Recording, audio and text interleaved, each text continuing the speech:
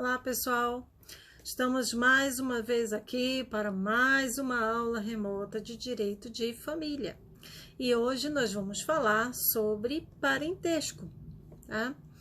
Bom, começando a falar um pouquinho sobre o parentesco em sentido estrito, podemos dizer que o parentesco é um vínculo que une duas ou mais pessoas em face de descenderem de um tronco ancestral comum, que seria a consanguinidade, são aqueles vínculos de sangue. Esse é o conceito popular de parentesco, né? O que a população costuma falar, né? Então, quer dizer que aquele conceito que qualquer leigo conhece, né? Que se forma a partir dos avós, dos pais, dos filhos, dos netos, né? Esse é o tipo de parentesco em sentido estrito da relação consanguínea, né? Que tem o vínculo sanguíneo. Mas agora também temos o parentesco em sentido amplo. Esse tipo de parentesco em sentido amplo é a relação que vincula entre si as pessoas que descendem de um mesmo ancestral comum, que é a consanguinidade, que aproxima cada um dos cônjuges dos parentes do outro, através da afetividade, da afinidade. Lembra que o princípio da afetividade, como nós falamos praticamente em todas as aulas. Ou aquele que é estabelecido por força de lei, que podemos falar sobre a adoção ou outra origem, tá? Esse é o parentesco que realmente nos interessa para estudar, né?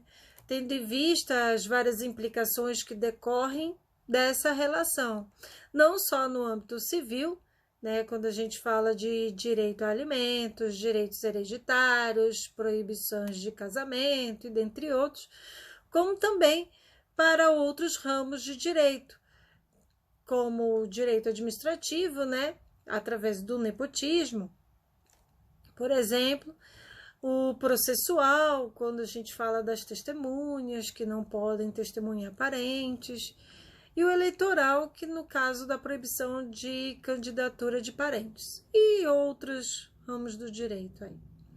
Bom, desde logo, a Constituição Federal, ela equiparou de forma absoluta todos os filhos, né? Independente da origem, independente de onde o filho foi criado, como ele foi gerado, né? E nós já tratamos, inclusive, sobre isso, que tem a previsão lá no artigo 227, parágrafo 6º da Constituição Federal. Bom, assim, a classificação que vamos tratar agora, naquilo que é pertinente aos filhos, vai servir tão somente para efeito de estudo, tá? No nosso sistema jurídico, a gente pode identificar o parentesco natural, aquele que decorre dos vínculos de sangue, né, que são aqueles consanguíneos, da consanguinidade, parentesco através da consanguinidade. Tem o parentesco por afinidade, que é aquele que decorre do casamento ou da união estável, que são os parentes de outros cônjuges, ou do outro cônjuge, né, no caso, digamos, o cunhado, né, o sogro, a sogra, etc. O parentesco civil, que decorre através da adoção, e o parentesco resultante de outra origem, né, conforme o artigo 1593 do Código Civil. Então, vamos ler o 1593 do Código Civil. Deixa eu só achar aqui. 1593. Só um minuto.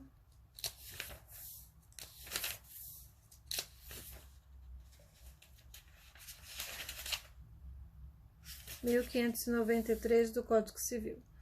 O parentesco é natural ou civil, conforme resulte de consanguinidade ou outra origem. Bom, acho que mexeu na minha câmera. Vamos lá, continuando, tá? Bom, vamos falar do parentesco natural ou consanguíneo. Esse parentesco é o parentesco biológico, né? Aquele que é estabelecido entre as pessoas cuja ascendência é comum, como os avós, os pais, os filhos, os netos, tios, primos e etc. Temos o parentesco por afinidade, que é o parentesco que se estabelece por determinação legal, cujo vínculo ele é originado do casamento ou da união estável, que vem unir, assim, os cônjuges ou os conviventes aos parentes do outro. E isso tem previsão no artigo 1595. Vamos ler o artigo 1595. Cada cônjuge ou companheiro é aliado aos parentes do outro pelo vínculo da afinidade. Muito bem. Então, pode-se dar em linha reta tanto a ascendente, que seria o sogro, a sogra, o padrasto e a madrasta, quanto o descendente, que é o genro, a nora, o enteado e enteada, que são afins em primeiro grau. Pela dicção da lei, só existem afins na linha colateral, em segundo grau, que são os irmãos do outro cônjuge ou convivente, isto é, os cunhados e as cunhadas. Não existe parentesco entre as pessoas que se dizem concunhados. Isso não existe. Outro tipo de parentesco é o parentesco civil, que é aquele parentesco que decorre da adoção, pela qual se cria um vínculo jurídico ligando a pessoa do adotante ao adotado, que se estende aos parentes do adotante. Muita calma nessa hora. A adoção, ela atribui ao adotado a condição de filho do adotante. Então, rompe-se o vínculo de parentesco consanguíneo que o mesmo tinha com a sua família de origem. Ele passa a ter um vínculo afetivo com a família que o adotou, né? Bom, outra origem, no caso, de parentesco, né? Este também é um vínculo que decorre da lei, porém, utilizando a mesma linguagem do Código Civil, vamos colocá-la como uma categoria autônoma. Quando a lei menciona outra origem, visa abarcar os casos futuros decorrentes, por exemplo, da reprodução heteróloga, bem como a inseminação artificial com o sêmen de outra pessoa que não é o marido, e até mesmo a filiação socioafetiva. Muito bem, olha só, diga-se desde logo que marido e mulher não são parentes. Apesar de formarem um núcleo familiar, eles não são parentes. A relação que se estabelece entre o marido e a mulher é de vínculo conjugal, que veio decorrente do casamento. E este vínculo ele se extingue pelo divórcio, ou pela anulação do casamento, ou pela morte de qualquer dos dois, né? Ou do marido ou da mulher.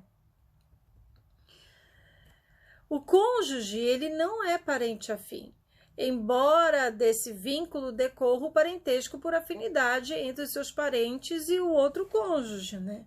Mas eles não são parentes. Esse fato ele serve para demonstrar que a família e parentes são coisas diferentes. Quer dizer, alguém pode fazer parte de sua família sem necessariamente ser parente seu ou de seus familiares. Muito bem, vamos ver sobre o parentesco em linha reta e colateral. O vínculo de parentesco é estabelecido por linhas e conta-se por graus. Conforme esteja uma pessoa em relação a outra, podemos identificar duas linhas de parentesco. Digamos, a linha reta. O parentesco em linha reta é quando as pessoas estão umas para as outras na relação de ascendentes ou descendentes, conforme o Código Civil, no artigo 1591. Vamos lá, o 1591. São parentes em linha reta as pessoas que estão umas para com as outras na relação de ascendentes e descendentes. Bom, assim, a linha reta, ela pode ser ascendente, quando se torna alguém como referência, e dela vai em busca de seus ascendentes, como pais, avós, bisavós, ou descendentes, quando da referência se procuram seus descendentes, os filhos, os netos, os bisnetos. Bom, na linha ascendente, todas as pessoas têm duas linhas de parentesco. Uma pelo lado materno, outra pelo lado paterno, né? Daí que a gente pode falar da árvore genealógica da pessoa, né? Bom, quando a gente fala da linha colateral, transversal ou oblíqua, ela ocorre quando as pessoas provêm de um mesmo tronco ancestral comum, porém não descendem de uma das outras. Aqui podem se enquadrar os irmãos, que são segundo grau, os tios e sobrinhos, que são terceiro grau, o tio-avô, sobrinho-neto e os primos, que são quarto grau. Todos são parentes consanguíneos na linha colateral. Né? Embora as pessoas tenham parentes na linha colateral até o infinito, para efeitos legais só existem parentes na linha colateral até o quarto grau. Né? Então, isso tem previsão lá no artigo 1592 do Código Civil. Vamos lá. São parentes em linha colateral ou transversal até o quarto grau as pessoas provenientes de um só tronco sem descenderem uma da outra. Bom, assim, o primo de seu pai não é juridicamente seu parente, tendo em vista ser, em relação a você, um colateral de quinto grau. Então, ele não é parente. O grau, ele é a distância em gerações que vai de um a outro parente e conta-se em graus da seguinte forma. Na linha reta, refere-se aos ascendentes e descendentes e conta-se para cada para cada geração, um grau. Assim, na linha descendentes, digamos, o João é parente em primeiro grau em relação a seu filho. Será de segundo grau em relação ao seu neto. E será de terceiro grau em relação ao seu bisneto. Na linha ascendente, o mesmo João será parente em primeiro grau em relação a seu pai, de segundo grau em relação ao seu avô, e de terceiro grau em relação ao seu bisavô. Veja que a contagem é direta e será de tantos graus quanto existirem parentes para contar. Portanto, essa contagem ela é infinita, tá? E aí a gente pode ver até, inclusive, o artigo 1594, a primeira parte dele. Vamos ao artigo 1594. Conta-se na linha reta os graus de parentesco pelo número de gerações e na colateral também pelo número delas, subindo de um dos parentes até os ascendentes comuns e descendo até encontrar o outro parente. Né? Então, conforme a quantidade de parentes que eu tenho na linha reta, é aí que eu vou contar o grau, tá? Bom, na linha colateral ou transversal, conta-se também por gerações. Porém, com a peculiaridade de que se deve subir até o ancestral comum e depois descer até atingir o parentesco, né, em questão. Isso está na segunda parte do artigo que acabamos de ler. Para entender um pouquinho melhor, vamos lá. O tio, em relação ao sobrinho, ele é parente de terceiro grau na linha colateral. Tá? Então, vejamos como chegamos a essa conclusão. Vamos imaginar que João, que é filho de Maria, é sobrinho de Joaquim. Para fazer a contagem de grau, temos que subir do João até o seu pai, desculpa, até a sua mãe, Maria, que é irmão de Joaquim. 1 grau. Depois subir até o pai deles, ou seja, o avô de João, que é o 2º grau, e dele descer até o tio Joaquim, que é o 3º grau. O primeiro parente na linha colateral é o irmão, que em verdade é parente colateral em 2º grau. Partindo-se de um dos irmãos, no caso de um irmão, vamos até o pai deles, 1 grau. Depois descemos até o outro irmão, mais 1 grau. Resultado, 2 graus. Assim, não existe aquilo que popularmente você ouve nas ruas, como, por exemplo, esse é meu primo de 1º grau. Este primo que é filho de seu tio e de sua tia, ou de sua tia, é, na verdade, um parente colateral de 4º grau, né? Não existe colateral de 1º grau. Bom, no caso dos irmãos, o parentesco ele pode ser simples, unilaterais, ou duplo, bilateral, conforme derive de um dos genitores ou dos 2 genitores. Assim, os irmãos que são oriundos do mesmo pai e da mesma mãe, eles são chamados de irmãos germanos ou bilaterais.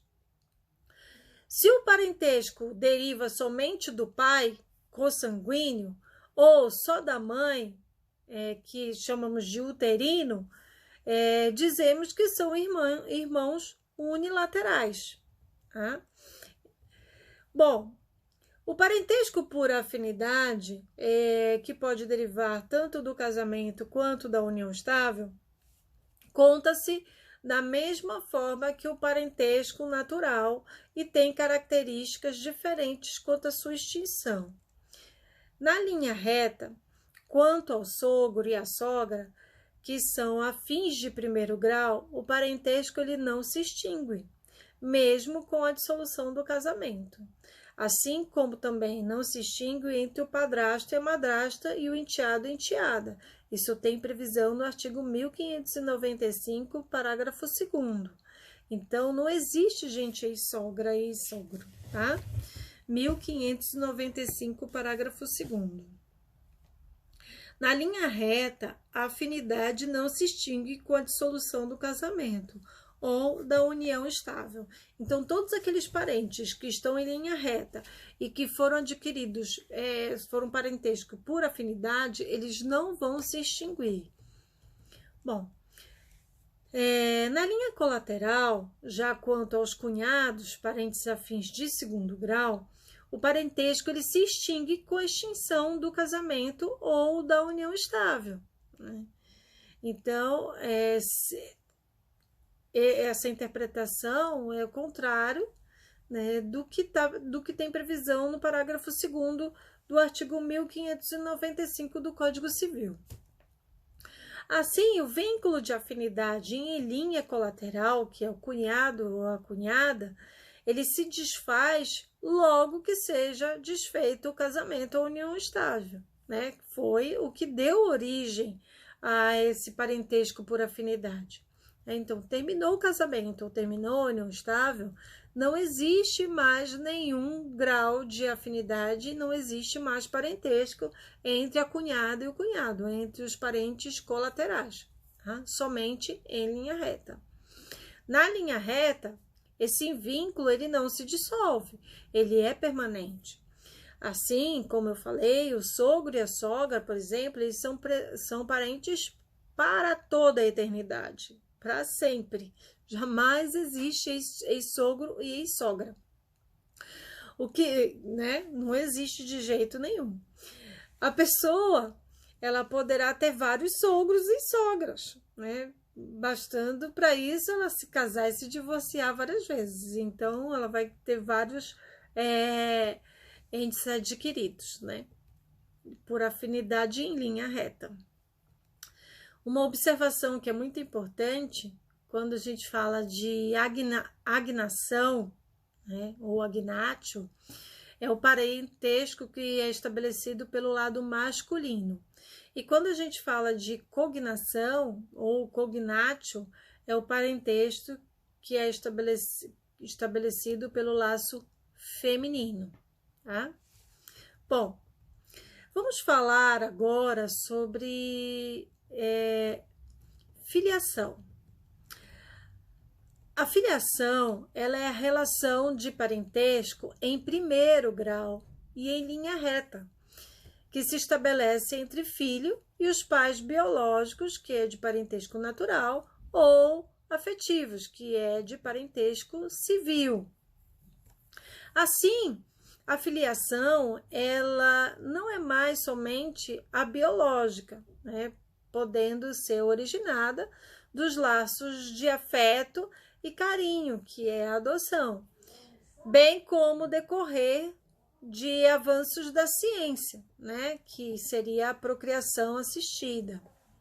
Bom, a partir desse conceito e tendo em vista a ordem ascensional dos filhos em relação aos pais, se podem identificar o estado de pai, paternidade, e o estado de mãe, maternidade. Só por curiosidade, a palavra filiação ela é derivada do vocabulário latino filiatio, cujo significado é a descendência de pais e filhos. Bom, a Constituição Federal de 1988 ela estabeleceu a total igualdade entre os filhos, não admitindo nenhuma forma de distinção entre os havidos do casamento ou fora do casamento, bem como a relação aos adotados, que isso, como eu mencionei e como nós já vimos, tem previsão no artigo 227, parágrafo 6º da Constituição Federal. E esse posicionamento ele foi reafirmado pelo Código Civil de 2002, no artigo 1596. Hoje, não mais admite qualquer discriminação ou qualificação diferenciada com relação aos filhos. Filhos são filhos. E pronto, acabou. Não tem diferença se ele foi por afinidade ou se ele foi consanguíneo, através do vínculo sanguíneo. Não existe essa diferença. Pouco importa se são filhos consanguíneos, se são oriundos de adoção, né, homoafetiva ou por casais heterossexuais, ou se são filhos decorrentes de inseminação artificial ou de qualquer outra espécie. Filho é filho. No antigo Código Civil de 1916, havia uma distinção entre os filhos, pois aqueles que eram advindos do casamento eram chamados de filhos legítimos, e os oriundos de fora do casamento eram chamados de ilegítimos, que eram classificados em naturais, né? Gerados por pessoas que não eram casadas, mas que não havia nada que as impedisse de se casarem. E os espúrios, né, que eram gerados por pessoas que não podiam casar, que se dividia em incestuosos. O impedimento era decorrente do parentesco, ou os adulterinos, que quando o impedimento era o fato do genitor já ser casado. Existia ainda uma terceira categoria composta pelos legitimados, que eram aqueles que haviam sido gerados fora do casamento. Mas seus pais, eles vieram se casar posteriormente, tornavam-se legítimos pela superveniência do casamento, né? E uma quarta categoria formada pelos filhos adotivos. Muito bem. O filho concebido na constância do casamento presume-se filho do marido da mulher que o gerou. Inclusive os nascidos 180 dias após o início da convivência conjugal e os nascidos até 300 dias após o fim da sociedade conjugal, isso tem previsão no artigo 1597, inciso 1º e 2º. Então, esses filhos, eles têm a presunção que eles são do marido da mulher que gerou os filhos, tá? Então, vamos lá, o 1597, inciso 1º e 2º. Presume-se concebidos na constância do casamento os filhos. Inciso 1º, nascidos 180 dias, pelo menos, depois de estabelecida a convivência conjugal. Inciso 2º, nascidos nos 300 dias subsequentes à dissolução da sociedade conjugal por morte, separação judicial, nulidade e anulação do casamento.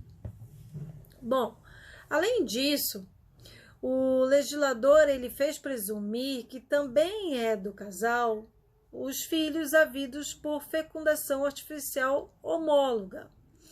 Quando se tratar de embriões excedentários e os havidos por inseminação artificial heteróloga, conforme, vamos falar mais adiante. Isso também tem previsão no artigo 1597, inciso 3º até o 5º. Continuando. Havidos por fecundação artificial homóloga, mesmo que falecido o marido, havidos a qualquer tempo, quando se tratar de embriões excedentários decorrentes de concepção artificial homóloga, havidos por inseminação artificial heteróloga, desde que tenha prévia autorização do marido. Bom, todas as presunções de paternidade que estão previstas no artigo 1597 do Código Civil são juris tanto, quer dizer, admitem a prova em contrário através de ação negatória de paternidade. Em face das novas técnicas de reprodução humana, o Código Civil, ainda que de maneira tímida, ele disciplinou 3 espécies de presunção contra os filhos nascidos na constância do casamento. Nessas circunstâncias, há também a presunção legal de paternidade para os filhos havidos pela mulher casada em face da reprodução assistida. Vamos lá. Filhos havidos por fecundação artificial homóloga. Nesse caso, o sêmen e óvulo pertencem ao marido e à sua mulher, respectivamente. E tanto pode ocorrer em vida quanto após a morte, tendo em vista poder ser realizado com embriões ou sêmen conservado após a morte do doador. É isso que diz o inciso 3º do artigo 1597, que nós acabamos de ler. Agora tem os casos dos filhos havidos a partir de embrião excedentários, Os excedentários são os embriões fecundados fora do corpo da mulher, Aquelas fecundações in vitro, e armazenados para futura utilização. Somente pode ser utilizado se for originários de fecundação homóloga, isso é, do material genético da mãe e do pai. Não pode ser utilizado de gametas de terceiros, de pessoas estranhas à relação do matrimônio. Este tipo de fecundação ele pode até ocorrer após a morte, desde que o falecido ele tenha deixado autorização por escrito. Isso é o que trata o inciso 4º, o artigo 1597. Há também os filhos havidos por inseminação artificial heteróloga, né? Esses são aqueles que ocorrem por inseminação artificial heteróloga, quando o casal ele utiliza o sêmen de outro doador que não é o marido, né? Sendo necessário, neste caso, a prévia autorização do marido para a utilização de sêmen que não é o seu. Isso é o que trata o inciso 5º do artigo 1597. A paternidade, nesse caso, né, como a própria Maria Helena Diniz ela menciona, que apesar de não ter algum componente genético, terá fundamento moral nesse caso, né, que vai ser privilegiada a relação socioafetiva. Bom, como o legislador perdeu a oportunidade de incluir no texto legal a presunção quanto à união estável, fica aí uma indignação, né? Essa presunção prevista no artigo 1597 do Código Civil, ele também pode vigorar no caso de união estável, porque o 1597 só fala da relação do matrimônio, do casamento. Com relação ao tema, diverge tanto a doutrina quanto a jurisprudência. Há autores, e também encontramos julgados, que reconhecem a validade da presunção desde que previamente comprovada a união estável. Se não houver prova pré-constituída da união estável, essa presunção ela não vale. Aliás, uma interpretação sistêmica do nosso ordenamento jurídico levará à conclusão de que essa presunção ela é perfeitamente aplicável à união estável, né? Então, notadamente, a gente verifica o texto constitucional, admite a união estável e reconhece nela a existência de uma entidade familiar, que prevê o artigo 226 da Constituição Federal no parágrafo 3º. E que a mesma Constituição proíbe a discriminação ou o tratamento diferenciado em relação aos filhos, que é o artigo 227, parágrafo 6º da Constituição Federal. De sorte concluímos aqui, que nada mais razoável do que conferir a interpretação sistêmica ao artigo 1597 do Código Civil, para que passe a contemplar também a presunção de concepção dos filhos na constância da união estável. Quando se trata de concurso ou provas dos exames da OAB, normalmente prevalece o texto frio da lei, tá? Que prevê a presunção somente para filhos advindos do casamento. Portanto, vamos ter cuidado aí, né, por essa questão do 1597, que ele refere somente aos filhos nessas situações na constância do casamento, para fins de prova da OAB, tá? Agora, para os fins legais, num caso de uma ação, né, para a vida real, isso é discutível no caso da união estável. Bom, continuando. Falando um pouquinho agora sobre a ação negatória de paternidade ou maternidade. Esta é a ação cabível, no caso, para afastar a presunção legal de paternidade ou maternidade. E somente o marido ou a mulher, que são os legitimados, né, no caso, eles podem propor a ação, que é imprescritível. E assim está no artigo 1601 do Código Civil. Então, vamos ler o artigo 1601 do Código Civil. Cabe ao marido o direito de contestar a paternidade dos filhos nascidos de sua mulher, sendo tal ação imprescritível. Contestada a filiação, os herdeiros do impugnante têm direito de prosseguir na ação. Bom, adverte o Código Civil que não basta a confissão da mulher para excluir a paternidade do marido. Isso está no artigo 1602, olha só. Não basta a confissão materna para excluir a paternidade. Então, não basta a mulher dizer que ele é o pai ou que ele não é o pai, que eu vou excluir a paternidade.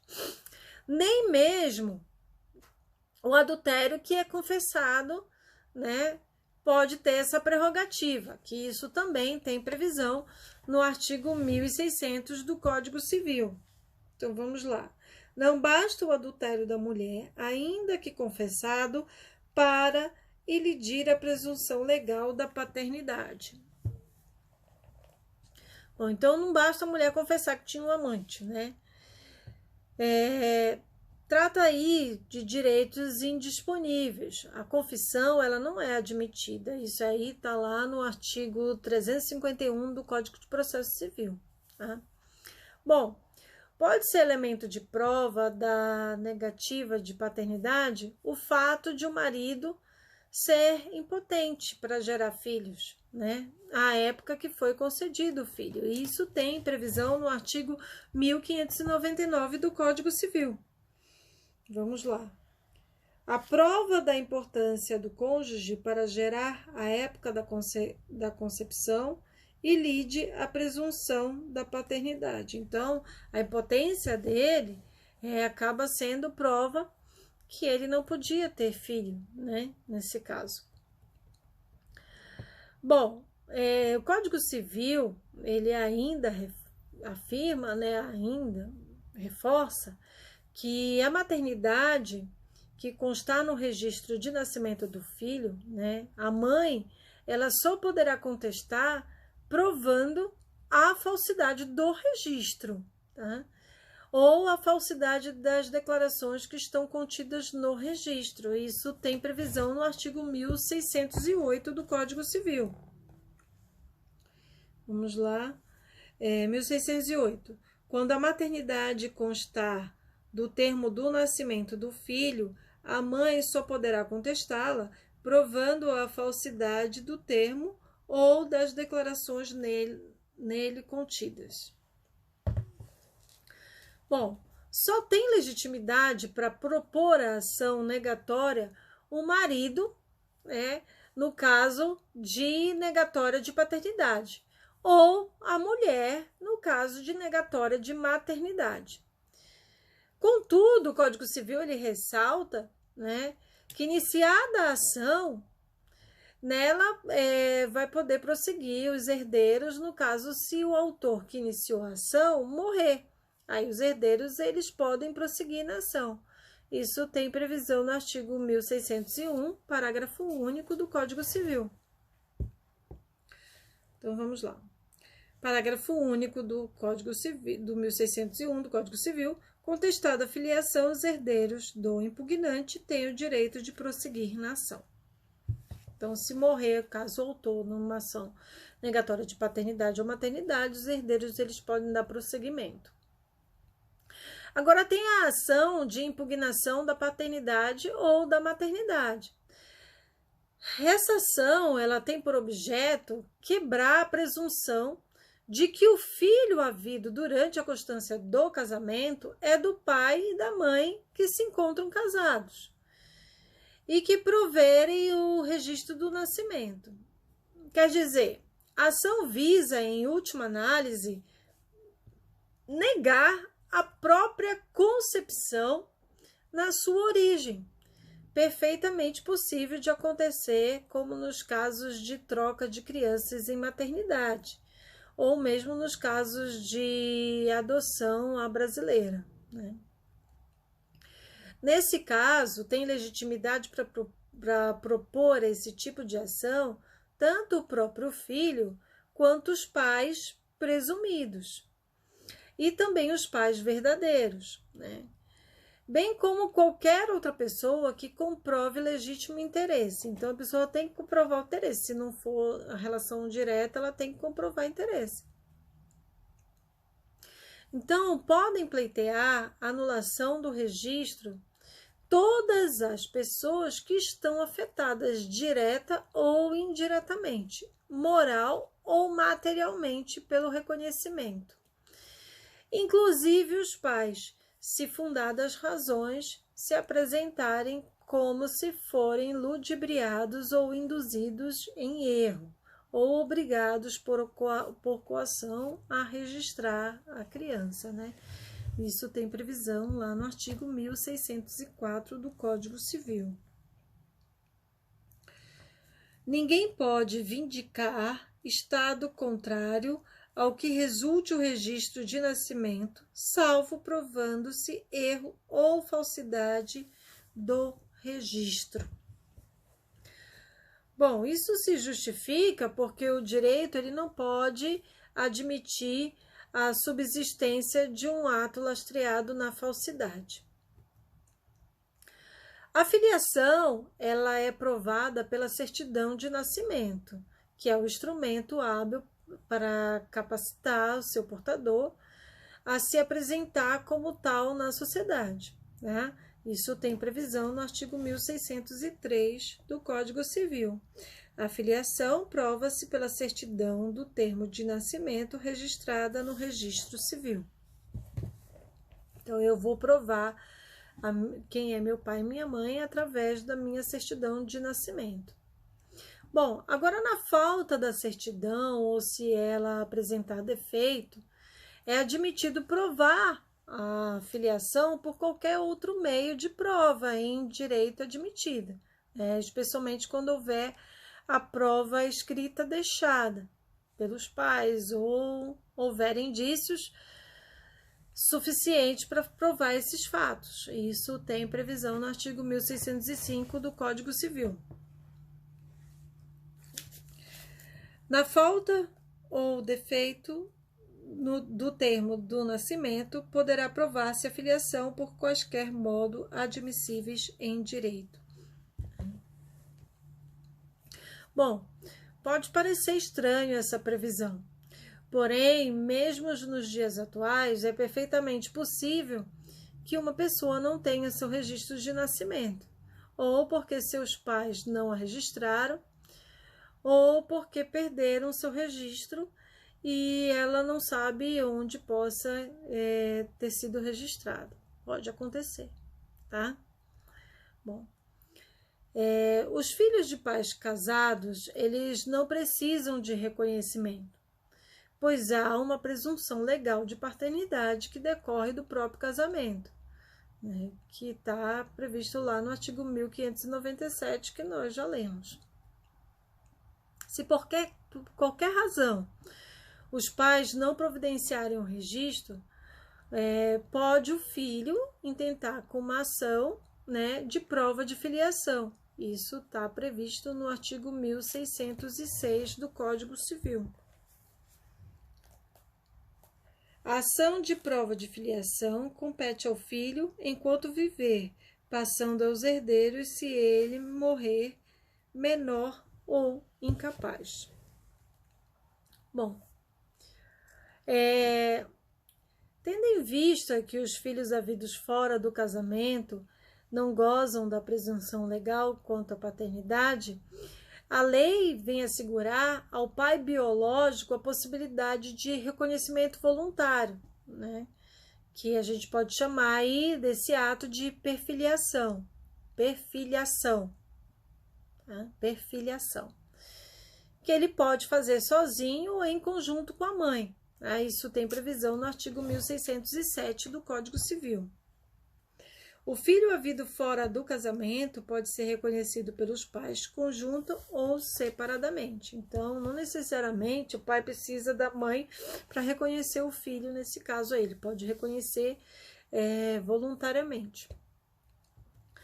Na eventualidade do filho não ser reconhecido espontaneamente, a lei também assegura a possibilidade de obter o reconhecimento coativo ou forçado, né? Isso é, através do Poder Judiciário, né? Através de uma ação de investigação de paternidade. Isso tem previsão no artigo 27 no Estatuto da Criança e do Adolescente. Essa ação ela pode ser cumulada com outros pedidos, né, como alimentos, né, petição de herança e etc. Né?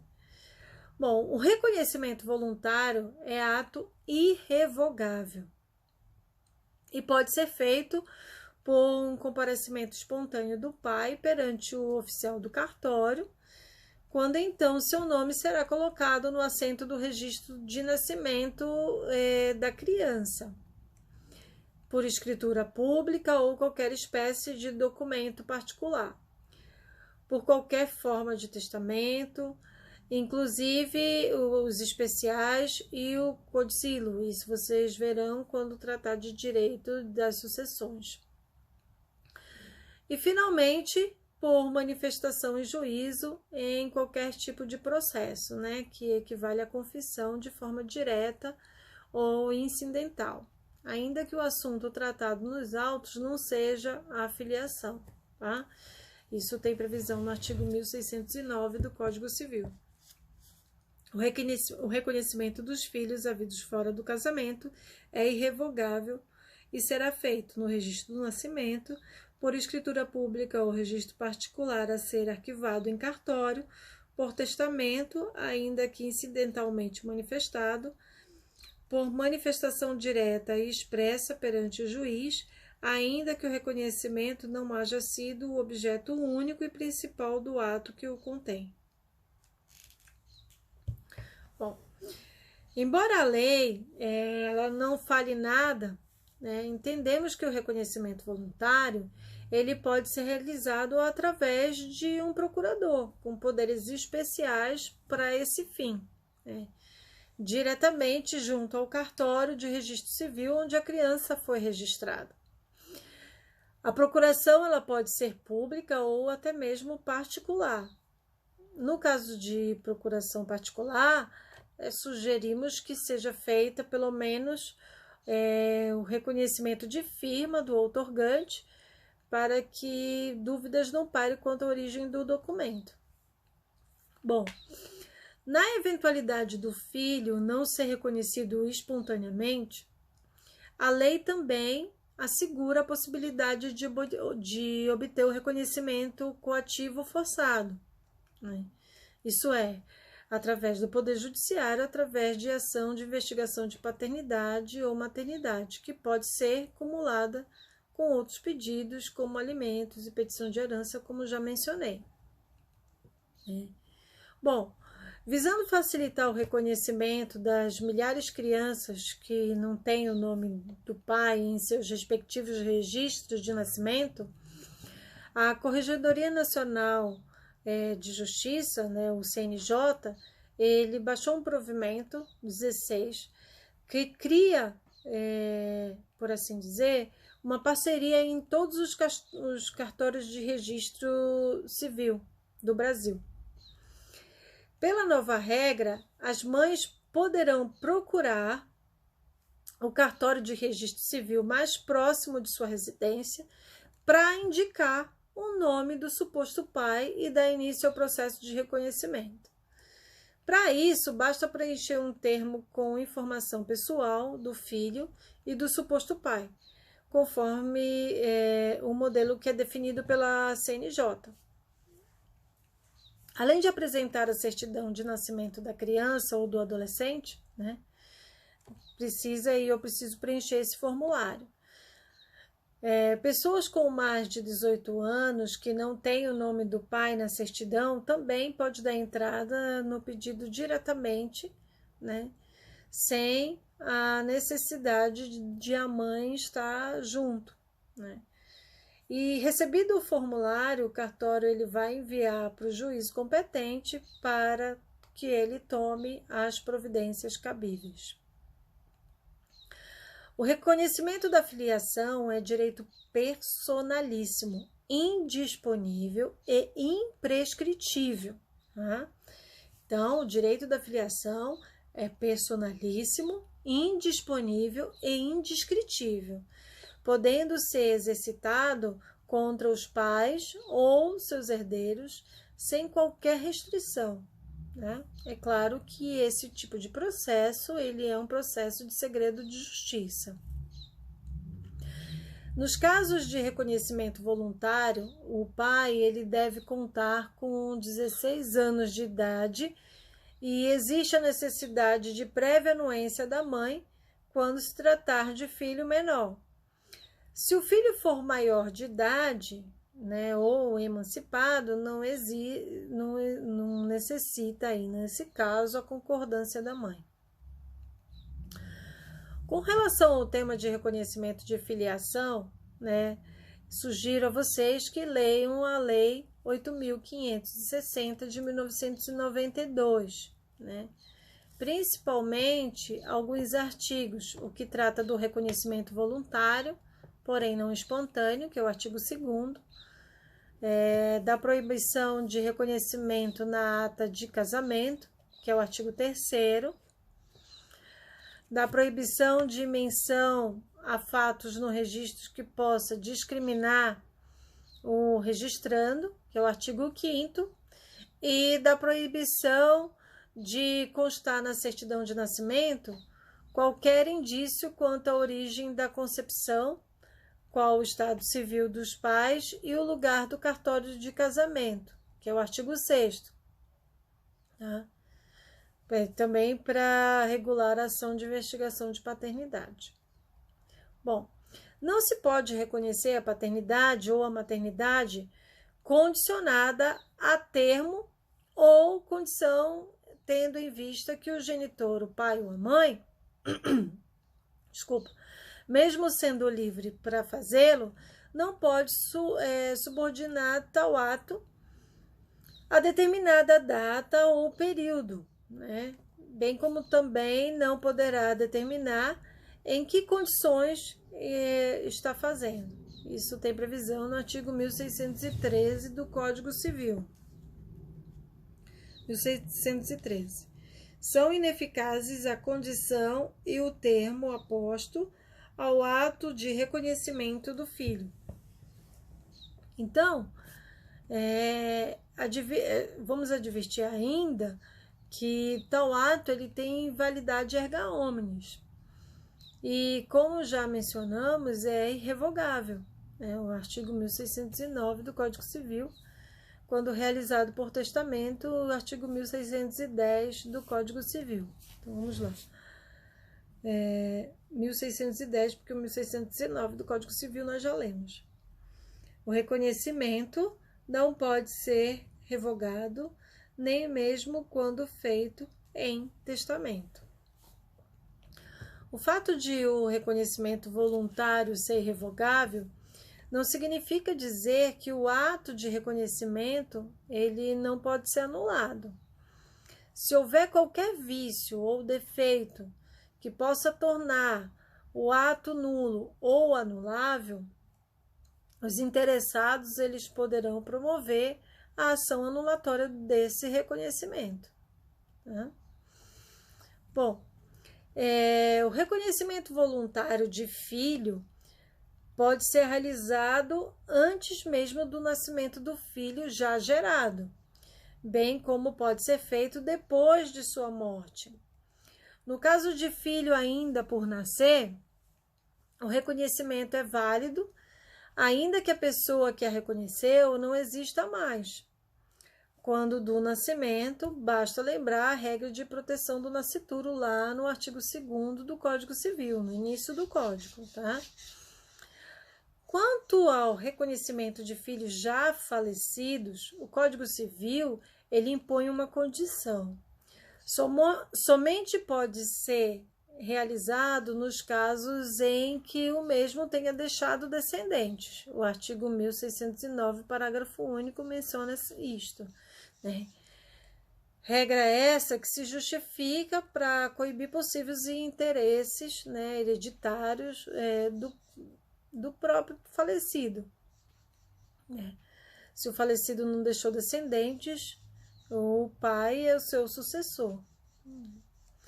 Os efeitos do reconhecimento da paternidade, eles são essencialmente patrimoniais, social e moral, sendo o principal deles o de estabelecer o parentesco entre o pai e o filho. Dentre os efeitos patrimoniais, cabe destacar que o reconhecido a ter direito à sucessão de seu pai, né?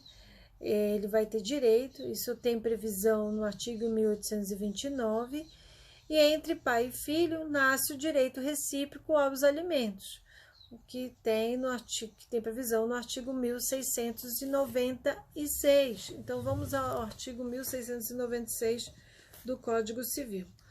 Por que eu não vou ler o 1829? Porque isso aí já fala de direito sucessório, que vocês verão quando falar de direito das sucessões.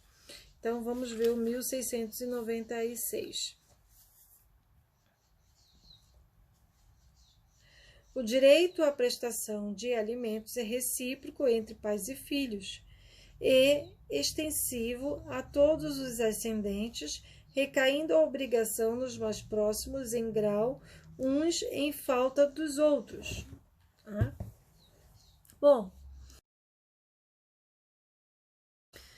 o filho nascido fora do casamento, depois de reconhecido, se seu pai for casado com outra pessoa que não sua mãe, ele não poderá residir no lar conjugal do pai, a não ser que o outro cônjuge consinta, né? A não ser que permita. Isso tem previsão lá no artigo 1611. Vamos ao 1611. O filho havido fora do casamento, reconhecido por um dos cônjuges, não poderá residir no lar conjugal sem o consentimento do outro. De outro lado, enquanto o menor, o filho reconhecido, deverá ficar sob a guarda do genitor que o reconheceu, e quando reconhecido por ambos, e não houver acordo, deverá ficar com aquele que ofereça melhores condições de atender o interesse da criança. Isso tem previsão no artigo 1612 do Código Civil. 1612, o filho reconhecido, enquanto menor, ficará sob a guarda do genitor que o reconheceu. E se ambos o reconheceram e não houver acordo, sob a quem melhor atender os interesses do menor. Bom, ainda que o reconhecimento ele retroage à data da concepção, ex tunc, mesmo quando tal fato ocorrer por decisão judicial. Então, 1616 do Código Civil. A sentença que julgar procedente a ação de investigação produzirá os mesmos efeitos do reconhecimento, mas poderá ordenar que o filho se crie e eduque fora da companhia dos pais ou daquele que lhe contestou essa qualidade. Bom, o reconhecimento voluntário de filho maior somente pode ser processado com a sua expressa anuência, bem como o filho menor que haja sido reconhecido por impugnar este fato tão logo adquire a maioridade. Então, desde que faça nos 4 anos que se seguirem a maioridade ou a emancipação. Artigo 1614 do Código Civil. O filho maior não pode ser reconhecido sem o seu consentimento, e o menor pode impugnar o reconhecimento nos 4 anos que se seguirem a maioridade ou a emancipação. A legitimação ativa, no caso de uma ação de investigação de paternidade, é do filho, tendo em vista o caráter de direito personalíssimo deste tipo de ação que é imprescritível. Sendo menor, será representado pela sua mãe ou pelo tutor. Apesar de seu caráter personalíssimo, se já iniciada a ação, sobrevier a morte do autor, seus herdeiros eles podem dar continuidade nesta ação, salvo se já julgada extinta a ação. Isso está no parágrafo único do artigo 1606 do Código Civil. Já quanto à legitimação passiva, essa será sempre do suposto pai. E no caso de já ter falecido, ela vai se ensejar ao chamando dos seus herdeiros, para responder o termo dessa ação. Cabe advertir que, embora a propositura da ação seja privativa do filho, que deseja o reconhecimento, qualquer pessoa ela pode contestar a ação de investigação de paternidade, desde que demonstre o seu legítimo interesse na solução da lide. Isso está previsão lá no artigo 1615. Qualquer pessoa que justo interesse tenha pode contestar a ação de investigação de paternidade ou maternidade. Bom, como estamos falando de filiação, não podia deixar de fora a filiação socioafetiva. Embora não exista no sistema jurídico brasileiro a adoção de fato, nem a previsão de equiparação do filho de criação aos filhos biológicos, a jurisprudência ela tem entendido que, a partir dos princípios constitucionais de proteção à criança, com base no artigo 227 da Constituição Federal, assim como da doutrina da integral proteção e a Lei 8.069 de 1990, o ECA, artigo 4º e 6º, é possível extrair os fundamentos que, em nosso direito, conduzem o reconhecimento da paternidade socioafetiva, revelada pela posse do estado de filho, como geradora de efeitos jurídicos capazes de definir a filiação. A Maria Helena Diniz ela é bem enfática ao afirmar que o filho de criação ele pode pedir o reconhecimento judicial de sua filiação.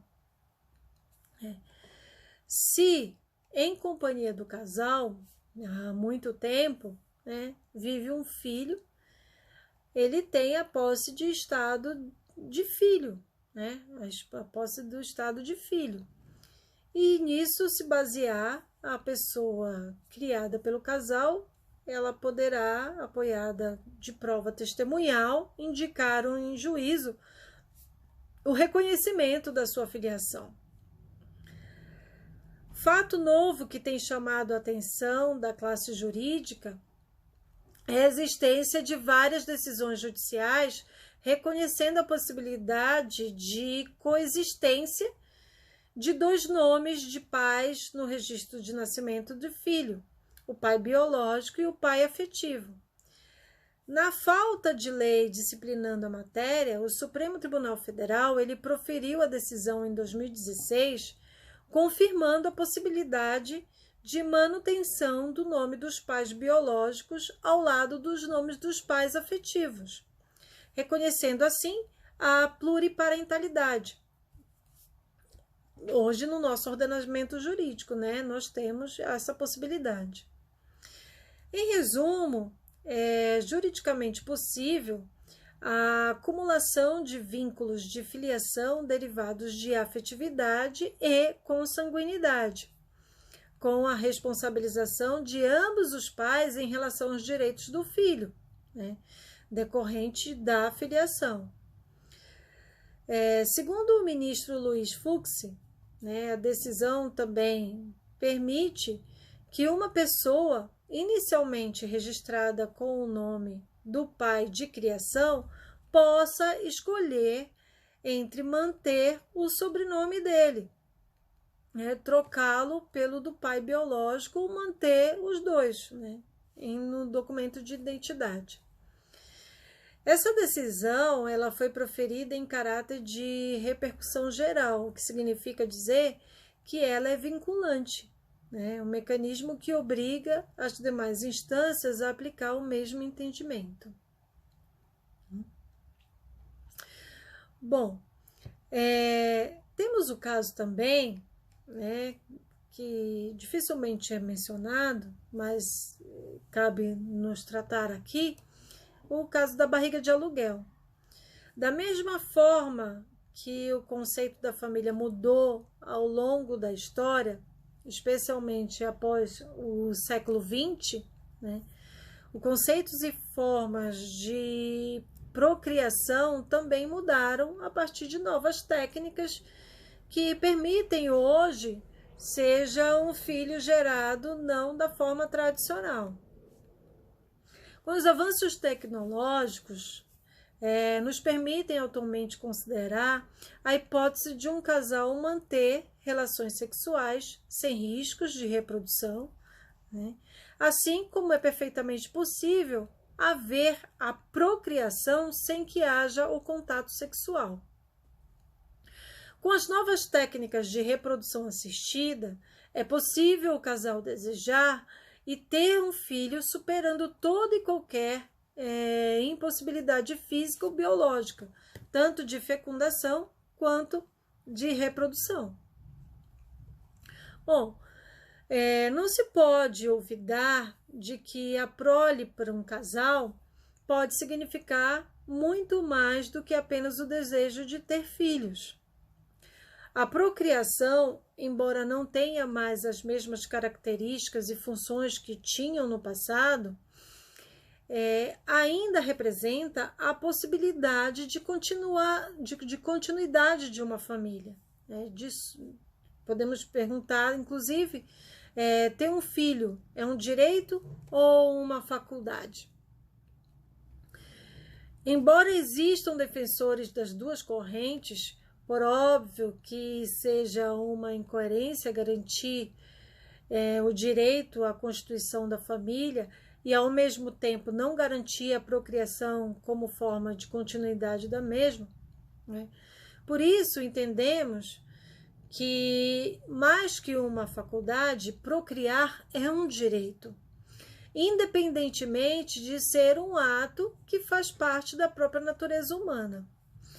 Uma das formas de garantir ao casal o direito à procriação é a gestação por substituição, também chamada de gestação subrogada, ou locação de útero, cessão de útero, gestação por outrem, ou popularmente falando, a barriga de aluguel. Nesse cenário, é perfeitamente possível que uma mulher, por qualquer imperfeição físico-biológica, não consiga desenvolver uma gestação com regularidade. Nessas circunstâncias, só resta ao casal concretizar o sonho de ter filhos através da gestação por substituição, utilizando para isso o útero de uma outra mulher, na qual seria inoculado o embrião constituído a partir do material genético do casal, no caso, a fecundação artificial homóloga. É também possível, com essa técnica, que o casal recorra a doador, seja de óvulos ou seja de sêmen, no caso de a mulher ou mesmo o marido ou o companheiro não serem férteis, que seria aí, nesse caso, a fecundação artificial heteróloga. No Brasil, ainda não há legislação regulando essa matéria. O único dispositivo que trata da matéria, assim mesmo sob o aspecto ético, é a Resolução número 1358 de 1992 do Conselho Federal de Medicina, que foi reeditada em 2010, através do número 1957, que, dentre outros aspectos, considera importante tratar da infertilidade humana como um problema de saúde, como implicações médicas e psicológicas, e a legitimidade do anseio de superar isso. E o avanço do conhecimento científico, ele permite solucionar vários casos de reprodução humana, que as técnicas de reprodução assistida têm possibilitado a procriação em diversas circunstâncias, o que não era possível pelos procedimentos tradicionais. A necessidade de harmonizar o uso dessas técnicas com os princípios da ética médica, né, editou diversos preceitos para delimitar o exercício dessa técnica. Bom, o capítulo 7º dessa resolução, ele tratou especificamente sobre a gestação de substituição, no caso seria a doação temporária do útero, né? Prescrevendo que as clínicas, né, centros ou serviços de reprodução humana podem usar técnicas de reprodução assistida para criarem a situação identificada como gestação de substituição, desde que exista um problema médico que impeça ou contraindique a gestação na doadora genética. Preceitua também que as doadoras temporárias do útero devem pertencer à família da doadora genética, num parentesco até o 2º grau, sendo os demais casos sujeitos à autorização do Conselho Regional de Medicina. A doação temporária do útero ele não pode ter caráter lucrativo ou comercial, tá?